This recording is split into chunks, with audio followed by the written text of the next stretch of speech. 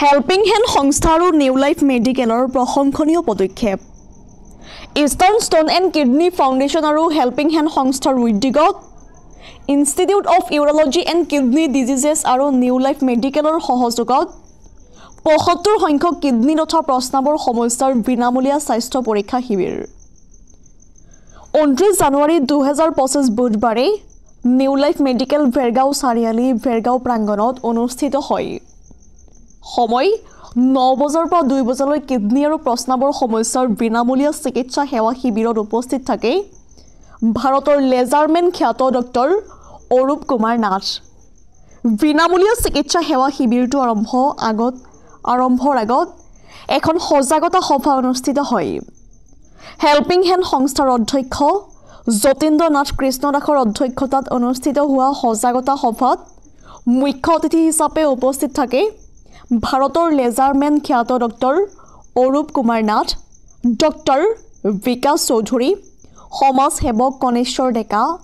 doctor দুৰ্লভজ্যোতি Bodo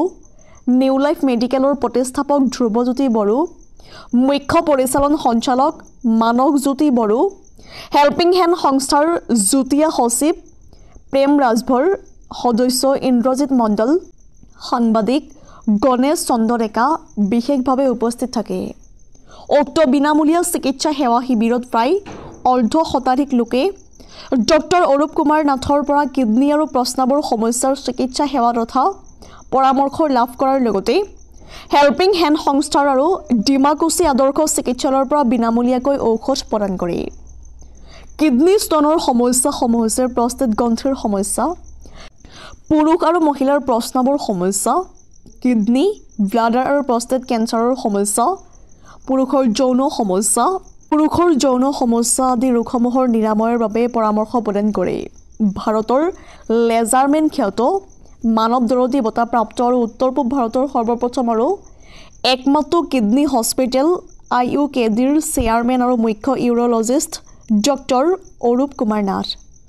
helping hand সংস্থাৰ অধ্যক্ষ বিশিষ্ট সমাজ সেৱক আৰ্ট দুৰ্গতৰ সেৱক Jatindra Nath Krishna Das news desk report JNKD news নমস্কাৰ মই doctor Arup Kumar Nath institute of urology and kidney disease উত্তৰ পূব ভাৰতৰ প্ৰথমখন তথা গোটেই ভাৰতবৰ্ষৰ পঞ্চমখন কিডনী হস্পিটেল তাৰ সৌজন্যত তথা নিউ লাইফ মেডিকেল ভেৰগাঁৱৰ সহযোগত আজি যি এই বিনামূলীয়া চিকিৎসা শিবিৰ আয়োজন কৰা হৈছে তাত মই মোৰ সহকৰ্মী চিকিৎসক আৰু চিকিৎসা কৰ্মীসকল আমি আহিছোঁ আৰু ইয়াত খুব ধুনীয়াকৈ নিউ লাইফ মেডিকেলৰ ফালৰ পৰা খুব ধুনীয়াকৈ আয়োজন কৰা হৈছে আৰু ৰোগীসকল ইতিমধ্যে আহিছে ইয়াতে কিডনীৰ পাথৰ প্ৰষ্টেট গ্ৰন্থিৰ সমস্যা মহিলা তথা পুৰুষৰ প্ৰস্ৰাৱৰ সমস্যা পুৰুষৰ যৌন সমস্যা কিডনী বিকল হোৱা ইউৰলজিকেল কেঞ্চাৰৰ ভুগি থকা ৰোগীসকল